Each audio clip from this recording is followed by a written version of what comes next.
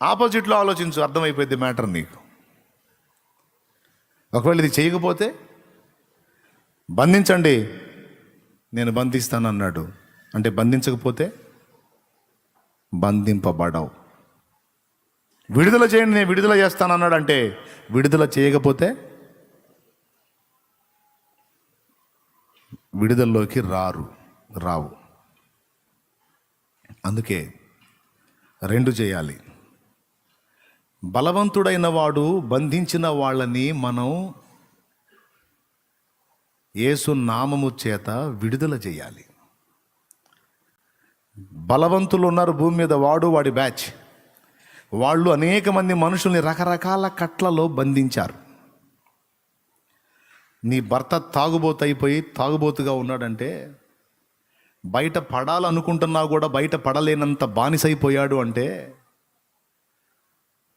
సగం అతని మానసిక బలహీనత అయితే, రెండవది దాన్ని ఆధారం చేసుకుని వానిని ఆ త్రాగుళ్ళలో బంధించి కట్టి పడేసిన దెయ్యం పని అది.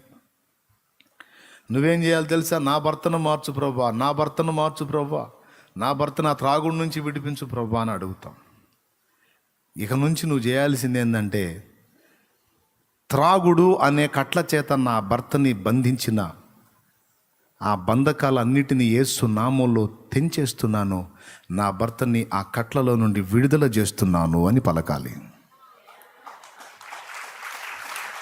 నా బిడ్డని ఆ కట్లలో నుంచి యేసు నామములో విడుదల చేస్తున్నా అని విడుదల నువ్వు ప్రకటించాలి. ఇక్కడ ఎన్ని కట్లు ఉన్నాయంటే, రకరకాల కట్లు. వ్యసనాల కట్లతో కొంతమందిని గట్టిపడేశాడు లూసిఫర్ గాడు. రోగాల కట్లతో కొంతమందిని గట్టిపడేశాడు. 18 సంవత్సరాలు నడుము వంగి దురాత్మ పీడితురాలై బాధపడుతున్న ఆమెని స్వస్థపరిచి యేసుప్రభు ఏమన్నాడు? 18 సంవత్సరాలుగా సాతాను కట్లలో బందీ అయిపోయిన ఈ బిడ్డ ఏ కట్లలో బందీ అయింది? సాతాను కట్లలో బందీ అయిపోయింది.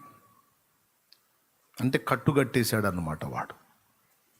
అందుకే యేసు చెప్పాడు, మీరు వేటిని విప్పుతారో నేను దాన్ని విప్పుతాను అక్కడ అన్నాడు.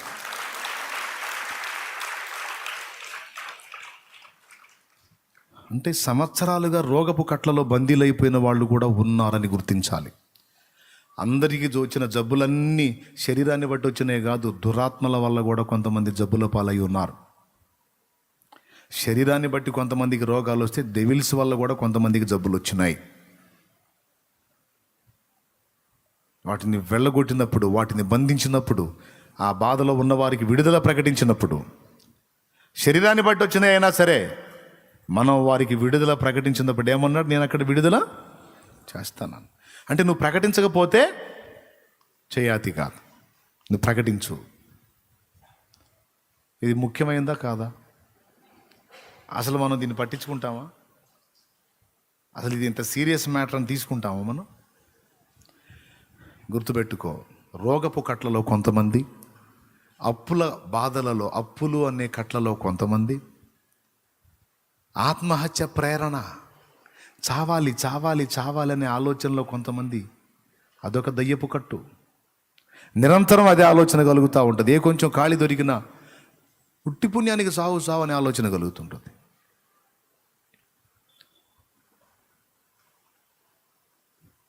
కొంతమందికి వ్యభిచారపు తలంపులు, వ్యభిచారపు ఆలోచనలు, విచ్చలవిడి లైంగిక పాపాన్ని కూర్చున్నటువంటి తలంపులు, అదో కట్లు. అది తప్పురా, అది ఆలోచించకూడదు అట్లా అంటే, ఏమో నాకు అదే ఆలోచనలు వస్తున్నాయి అంటాడు. కట్టి పడేసింది వాడిని అందులో. ఇక వాడు దాని చుట్టే తిరుగుతూ ఉంటాడు అన్నమాట. ఇక దీన్ని బట్టి ఆలోచించుకోండి. ఇక మీరు ఏది నీకు ఒక వ్యసనంగా మారిపోయిందో, దేనికి నువ్వు బానిస అయిపోయావో, ఏది నీకు మనశ్శాంతి లేకుండా బంధించి పడేసినట్టుగా దాని నుంచి విడుదల పొందలేని స్థితిలో బందీవైపోయి ఉన్నావో, అవన్నీ కూడా అపవాది నీకు కట్టిన కట్లే. నీ పిల్లలు దేనిలో బందీలు అయిపోయారో వాడి కట్లలో వారు బందీలు అయిపోయారు. గుర్తుపెట్టుకో. నీ ఇంటివారు, నీ సమాజపు వారు అందులోనే బందీలు అయిపోయి ఉన్నారు. ఒక గ్రామానికి నువ్వు వెళతావు, ఒక వీధికి నువ్వు వెళతావు, వెళ్ళి డైరెక్ట్గా అక్కడ ఉన్న వాళ్ళకి దేవుని గురించి చెప్పబోతావు. వాడు వినడం.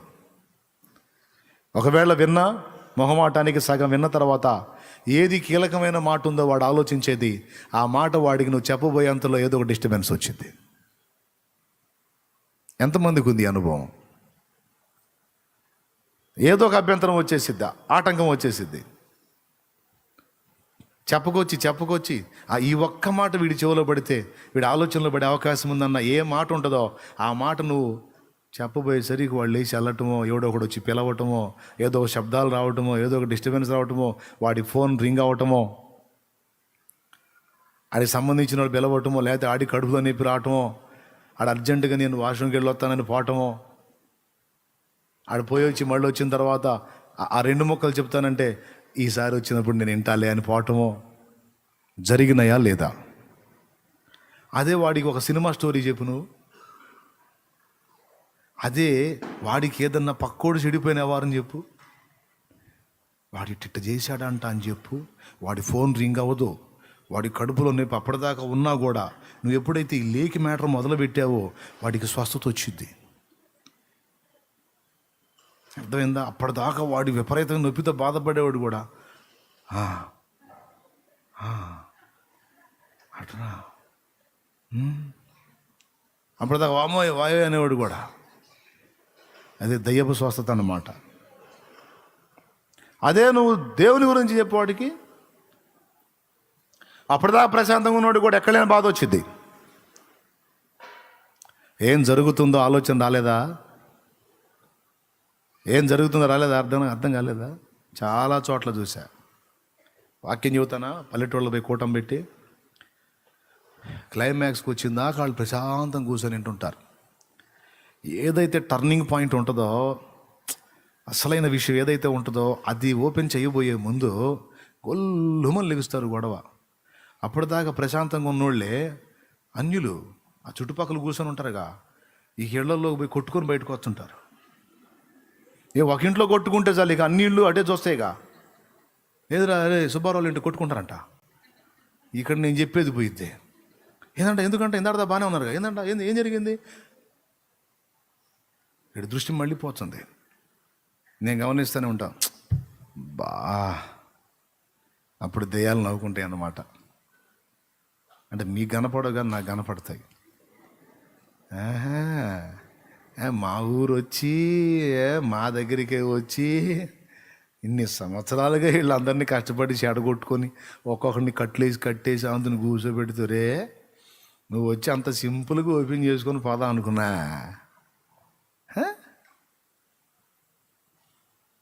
ఎట్ట బానిస్తాం?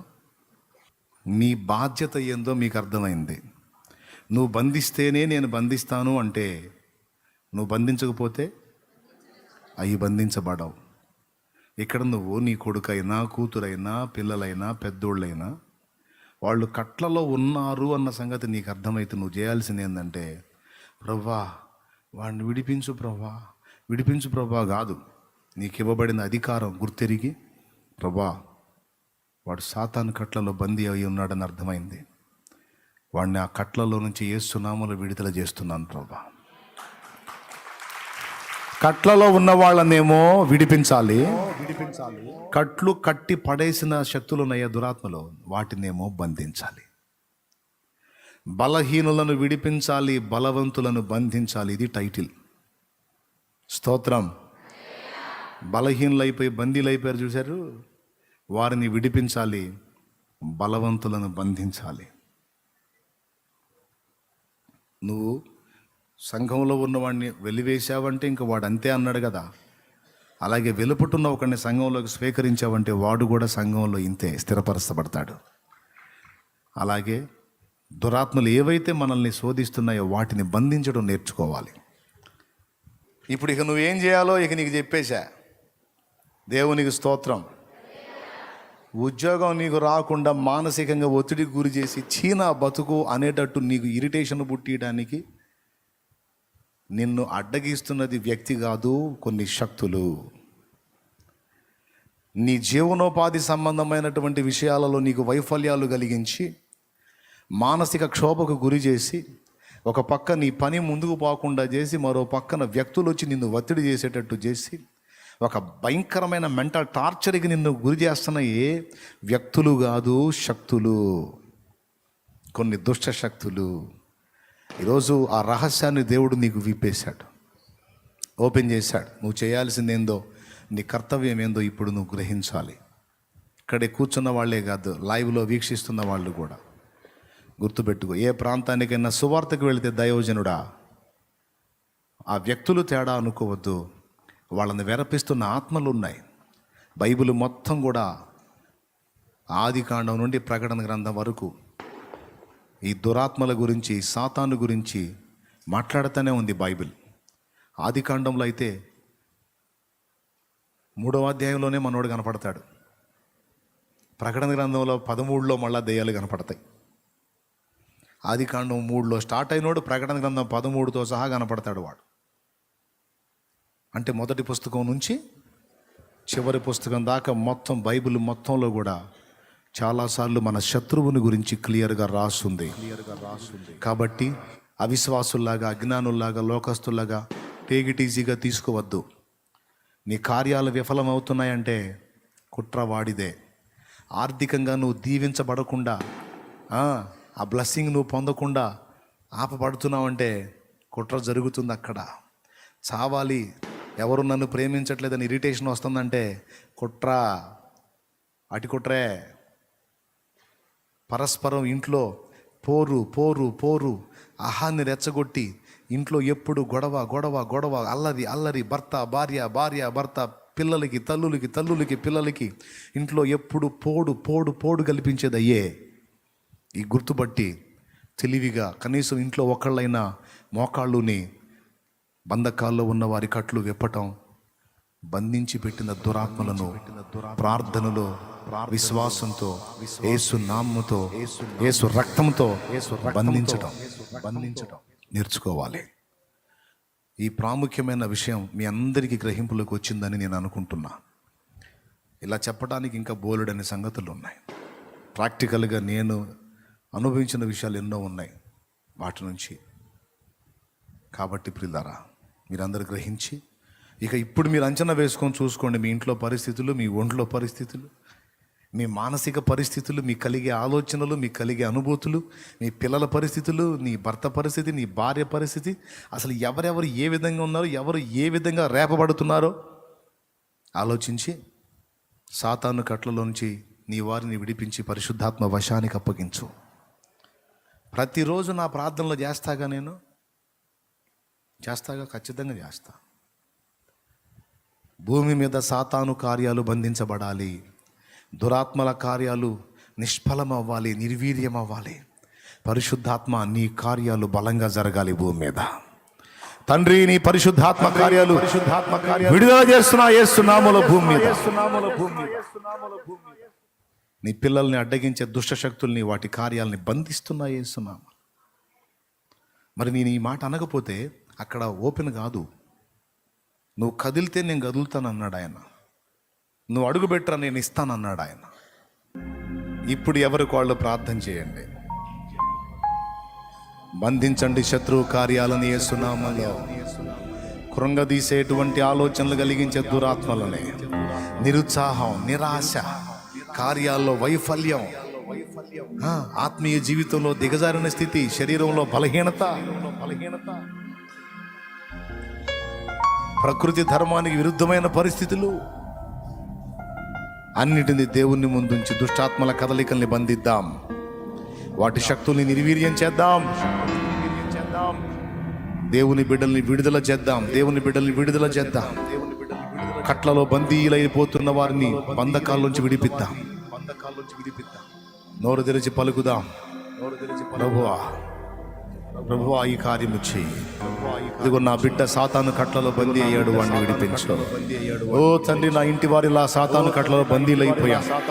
ఓ వారు పాపం చేస్తున్నారు, వారు మూర్ఖులై ఉన్నారు, వారు మాట వినని వారై ఉన్నారని మేము అనుకుంటున్నాం, కానీ ఓ శత్రు వశంలో వాళ్ళు ఉన్నారని మేము గ్రహించలేకపోయినా. కొంతమంది కావాలని యోధాలాగా అప్పచెప్పుకుంటే, కొంతమంది అమాయకంగా సాతాను చేతికి చిక్కిన వాళ్ళు ఉన్నారు. వారి విడుదల కోసం మేము ప్రార్థన చేస్తున్నాం దేవా. ఓ తండ్రి నాయన, విడుదల విడుదల విడుదల విడుదల. బంధకాల్లో ఉన్న బిడ్డలకు విడుదల. రోగపు బంధకాల్లో ఉన్న వారికి విడుదల. సాతాను కట్లలో వ్యసనపు బంధకాల్లో ఉన్న వారికి విడుదల. అప్పుల బంధకాల్లో ఉన్న వారికి విడుదల. ఓ మానసిక రుగ్మతలతో ఉన్న వారికి విడుదల. ఓ మానసిక రుగ్మతల కృంగుబాటు, దిగజారిన స్థితి, నిరుత్సాహంలో ఉన్న వారికి విడుదల. విడుదల ప్రకటిస్తున్నాం. రక్షణ లేని వారికి రక్షణ ప్రకటిస్తున్నాం. రక్షణలోనికి రాకుండా సాతాను బంధించిన ఆత్మలకు విడుదల యేసునామములో విడుదల. విడుదల ప్రకటిస్తున్నాం. ఇక్కడ మేము విడుదల ప్రకటిస్తే అక్కడ ప్రకటిస్తున్నావుగా. ఆత్మలు విడుదల చేస్తున్నాం యేసునామములో. ఓ అనేక ఆత్మలు రక్షింపబడాలి. అనేక ఆత్మల సాతాను కట్ల నుండి విడుదల. అనేక మందిని బంధించి ఉంచిన దురాత్మలను యేసు నామములో, యేసు రక్తము చేత బంధిస్తున్నాం. గొప్ప విడుదల చూడాలి దేవా. ఈ రోజు మేము విశ్వాసంతో పలికాం. మరలా వారానికి గల సాక్ష్యాలు రావాలి యేసు నామములో. కార్యాలు జరగాలి యేసు నామములో. నీకు స్తుతి స్తుతి స్తుతి స్తుతి స్తుతి స్తుతి స్తుతి. నీవు అడుగుపెట్టు స్థలమును ఆశీర్వదిస్తాను, అది నీకు ఇస్తానని సెలవిచ్చిన దేవా. మేము అడుగుపెట్టే ప్రదేశాల్లో ఉన్న దురాత్మలను బంధించి దూరపరుస్తున్నాం. మా గృహాలను ఆవరించి, మా ఇళ్లలో సమాధానాలు లేకుండా, మా ఇళ్లలో పవిత్రత లేకుండా, మా ఇళ్లలో పరిశుద్ధత లేకుండా, మా ఇళ్లలో నీ స్తుతి లేకుండా, మా ఇళ్లలో నీ మహిమ లేకుండా, మా ఇళ్లలో ప్రార్థన లేకుండా, మా ఇళ్లలో లోకాన్ని తీసుకొచ్చి పెట్టి, లోకానుసారతను తీసుకొచ్చి పెట్టి, మా ఇళ్లలో మరణ భయాన్ని తెచ్చిపెట్టి, మా ఇళ్లలో వ్యాధి భయాన్ని తెచ్చిపెట్టి, మా ఇళ్లలో ఆర్థిక సమస్యలు తెచ్చిపెట్టి, మా ఇళ్లలో కరువును పెట్టి,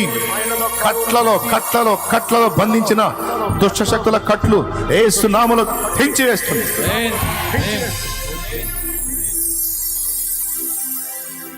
అవి కట్టిన దురాత్మలను, మా ఇళ్ల మీద పనిచేసిన దురాత్మలను, మా గృహాల మీద పనిచేసిన దురాత్మలను యేసు నామములో బంధిస్తున్నాం. మా గృహాల్లోకి పరిశుద్ధాత్మ శక్తిని విడుదల చేస్తున్నాం. పరిశుద్ధాత్మ సన్నిధిని విడుదల చేస్తున్నాం. పరిశుద్ధాత్మ సమాధానాన్ని విడుదల చేస్తున్నాం. పరిశుద్ధాత్మ ప్రభావాన్ని విడుదల చేస్తున్నాం. పరిశుద్ధాత్మ మహిమను విడుదల చేస్తున్నాం. పరిశుద్ధాత్మ ప్రత్యక్షత విడుదల చేస్తున్నాం. పరిశుద్ధాత్మ స్తోత్రమును విడుదల చేస్తున్నాం.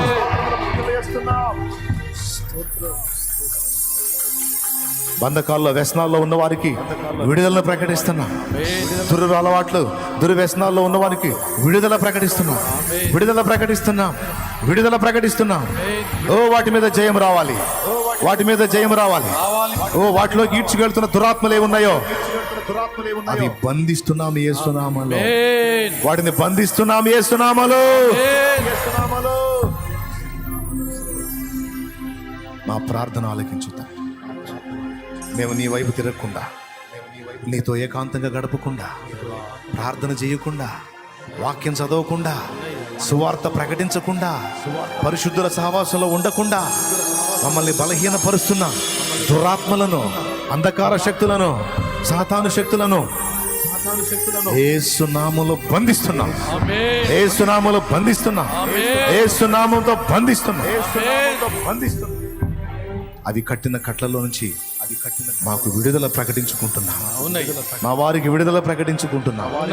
ఓ ఏకాంత ప్రార్థన అనుభవాలు మాకు మళ్ళీ కావాలి. ఓ వాక్య ధ్యానాసక్తి మళ్ళీ కావాలి. ఓ సువార్త ప్రకటన మళ్ళీ కావాలి. ఓ పరిశుద్ధుల సహవాసం మళ్ళీ కావాలి. ఓ నీ చిత్తము నెరవేర్చే ఆసక్తి మళ్ళా కావాలి. ఓ నీతి ప్రవర్తన మళ్ళా కావాలి. ఓ పరిశుద్ధ జీవితం మళ్ళా కావాలి. ఓ లోతైన ఆత్మీయ జీవితం మళ్ళా కావాలి. ఓ ఆరాధనతో నేను మయంపరిచే జీవితం కావాలి. ఓ కన్నీటి ప్రార్థన మళ్ళా కావాలి. ఉపవాస ప్రార్థన మళ్ళా కావాలి. మమ్మల్ని దర్శించు. మాతో స్పష్టంగా సూటిగా తేటగా మాట్లాడినందుకు కృతజ్ఞతలు చెల్లిస్తున్నాం. ముందున్న కార్యములన్నిటిని నీవే సఫలపరచు. పనిచేస్తున్న స్థలంలో బిడ్డలకి నీ కాపుదల దాయిచ్చే, జ్ఞానము దాయిచ్చే. ఈ ప్రాంగణం అంతట్లో ఎక్కడ ఏ పని జరిగినా దురాత్మలు ఏ విధమైన కుట్రలు పన్నకుండా వాటి ఆలోచనలు, వాటి యుక్తులను, కుయుక్తులను, వాటి శక్తులను నజరేయుడగు యేసు నామములో బంధిస్తున్నాం. ఆమేన్. నీ కృపా కాపుదల ప్రసాదించి, నీ భద్రత వలె మా చుట్టూ ఉంచి ఈ పనంతట్లో తోడై ఉంటాం. ఆర్థికపరమైన దీవెనలు మాకు రాకుండా అడ్డగిస్తున్న దయ్యములను బంధిస్తున్నా. ఓ దేవా, నలుదిశల నుండి మా అందరికీ కూడా సహాయం కావాలి. ఓ నలుదిశల నుండి మా అందరికీ సహాయము కావాలి. మా ప్రయత్నాలు సఫలం కావాలి. మా ఆలోచనలు చిత్త పరిధిలో నెరవేరాలి. ఓ విస్తారమైన ఆత్మ రక్షణ చూడాలి. ఓ సార్వత్రిక సంఘములో దైవ జనాంగం మీద, వారి కుటుంబాల మీద పనిచేస్తూ వారిని కృంగదీస్తున్న దయ్యములను యేసు నామములో బంధిస్తున్నా. సేవకులకు మంచి సాక్ష్యాలు విడుదల చేస్తున్నా. అన్ని సంఘాల్లో ఉద్యమాన్ని విడుదల చేస్తున్నా. అన్ని సంఘాల్లో దుర్బోధలు ఏమైనా అవన్నీ యేసు నామములో బంధిస్తున్నా. అన్ని సంఘాల్లోకి సత్యము విడుదల అవ్వాలి. యేసు నామములో సత్యం విడుదల చేస్తున్నా. సత్యం విడుదల చేస్తున్నా. సర్వ సత్యం విడుదల అవ్వాలి. సర్వ సత్యం విడుదల అవ్వాలి. మా బిడ్డల చేతుల్లో ఉన్న నూనెని శక్తితో, ఓ తండ్రి, అది వ్రాసి ప్రార్థించినప్పుడు స్వస్థత స్వస్థత స్వస్థత విడుదల చేస్తున్నా. యేసు నామములో స్వస్థత విడుదల చేస్తున్నా. నీ ప్రభావాన్ని విడుదల చేస్తున్నాం. యేసు నామములో భూమి మీద విడుదల చేస్తున్నా. మనుషులందరి మీదకి విడుదల చేస్తున్నా. ఆయన కార్యము జరిగించు. మా ప్రార్థనను సిగ్గుపరచు. మా విజ్ఞాపనను సిగ్గుపరచు. మా విశ్వాసాన్ని సిగ్గుపరచు. నిశ్చయముగా సహాయము చేస్తా. నీకు వందనాలు చెల్లిస్తాను. మా మనవులన్నీ గైకొని జవాబిచ్చినందుకు కృతజ్ఞతా స్తోత్రాలు. యేసు నామములో నిన్ను మహిమపరచుకుంటున్నాం. చెప్పండి స్తోత్రం. చెప్పండి ప్రార్థన విన్న దేవునికి. ప్రార్థన విన్న దేవునికి స్తోత్రం చెప్పండి. హల్లెలూయా, హల్లెలూయా. స్తోత్రం, స్తోత్రం, స్తోత్రం, స్తోత్రం. విశ్వాసం ఉన్నవాళ్ళు, జవాబు ఇచ్చాడని నమ్మిన వాళ్ళు, ఓ ఇక దేవుని కార్యాలు మొదలైనవని నమ్మిన వాళ్ళు చెప్పండి స్తోత్రం.